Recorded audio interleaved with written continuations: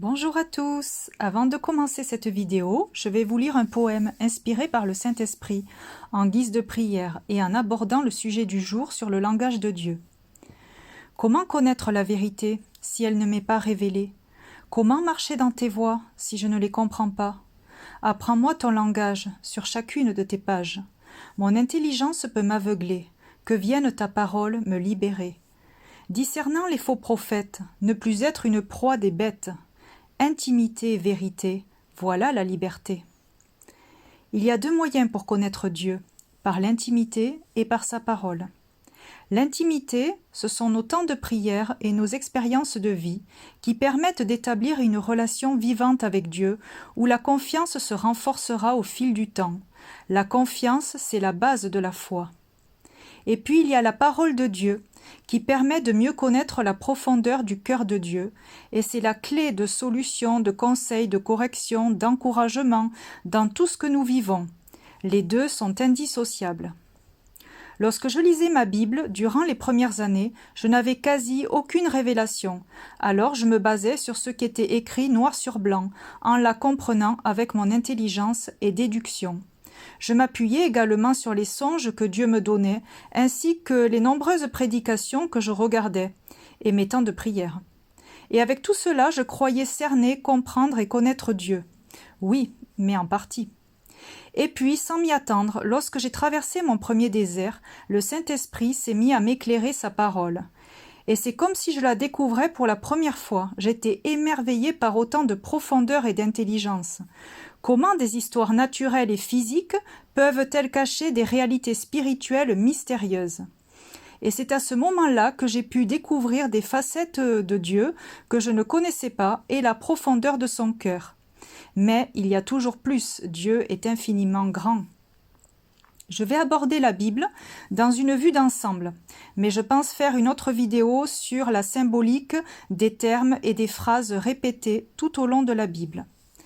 Je sais et je comprends qu'au premier abord, beaucoup de cœurs peuvent être fermés à mes interprétations, car durant des années, à force d'écouter et de lire la parole dans une même dimension, des sécurités se sont formées, et lorsque vient la parole sous une autre dimension, comme lorsque Jésus est venu, elle peut être rejetée et traitée de Belzébuth par des cœurs pharisiens. Mais j'ai confiance en celui qui m'enseigne. D'une vue générale, la parole de Dieu s'adresse à notre cœur, qui est notre être intérieur. C'est l'état de notre cœur qui permet ou pas d'accepter et de suivre la vérité. Dieu est amour et il désire le déverser dans nos cœurs pour y régner. Comme le disait Jean-Baptiste, préparez le chemin du Seigneur, rendez droit ses sentiers.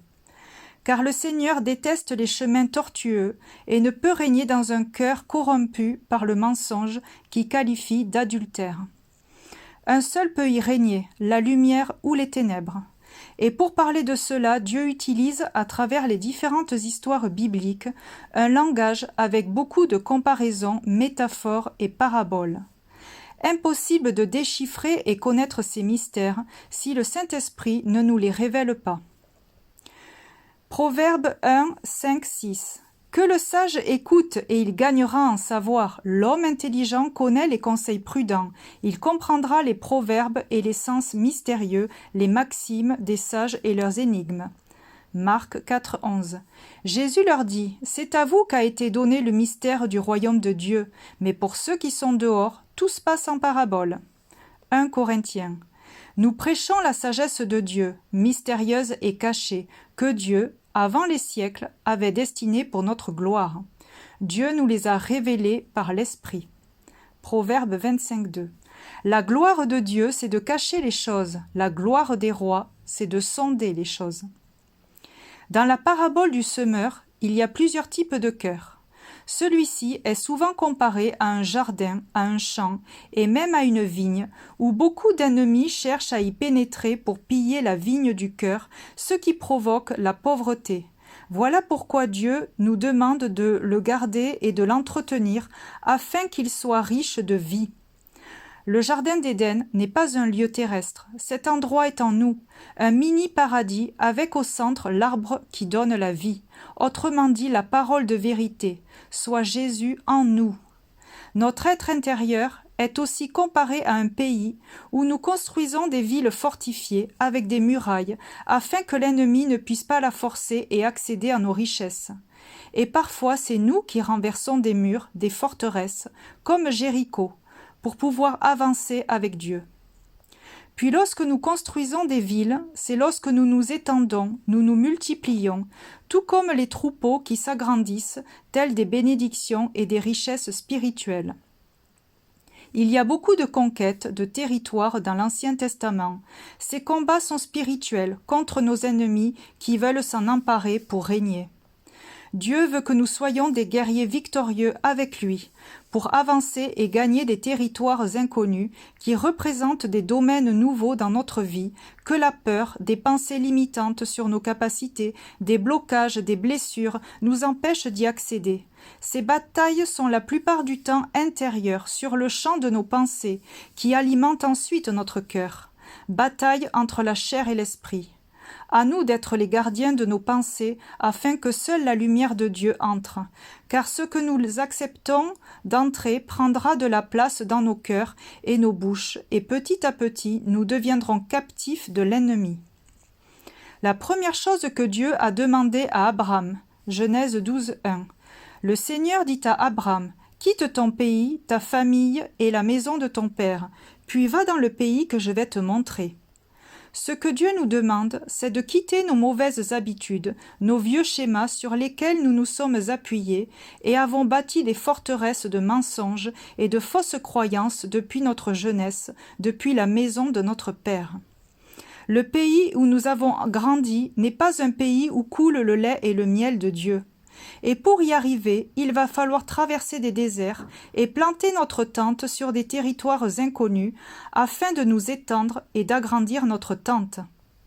Notre corps, notre être intérieur est comparé à une tente, une maison ou un temple, dans lequel Dieu veut y faire sa résidence et son œuvre en y déracinant l'ivraie du mensonge et en y plantant du blé de vérité, afin que la tente ou maison devienne un temple luxueux. Le message principal de la croix nous invite nous aussi à crucifier notre chair, vider le sang de notre âme trop en vie, car l'âme est dans le sang et le sang est la vie. Donc lorsque nous laissons Dieu nous crucifier à travers les épreuves de la vie, à chaque fois nous faisons couler le sang de notre âme jusqu'à ce que notre être soit vidé de sa vie charnelle et Dieu nous remplira à la place de sa vraie vie, celle qui durera éternellement.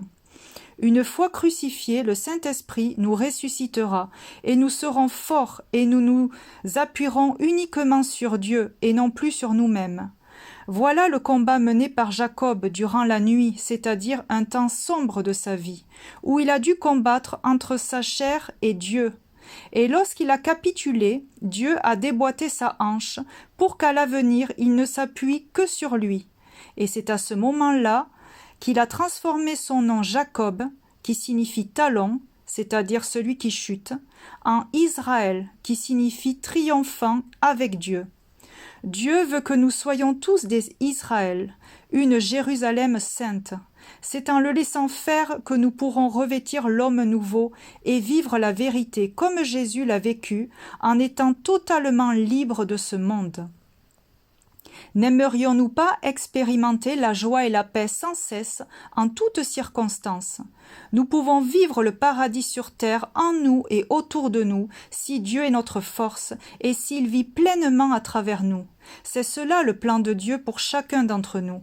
Alors n'attendez pas de mourir physiquement pour le rejoindre ou attendre son retour chaque jour, car c'est l'erreur que j'ai faite durant de nombreux mois et années, jusqu'à ce que le Saint-Esprit me révèle tout cela. J'ai compris que nous devons accomplir cela avant de monter, sinon cette vie ne sera pas accomplie. Depuis, l'espérance a remplacé la tristesse et l'espoir a remplacé le découragement. Alors, ne soyons pas que des croyants, mais des vivants, et expérimentons la vie en abondance chaque jour de notre vie en choisissant la vérité. Amen.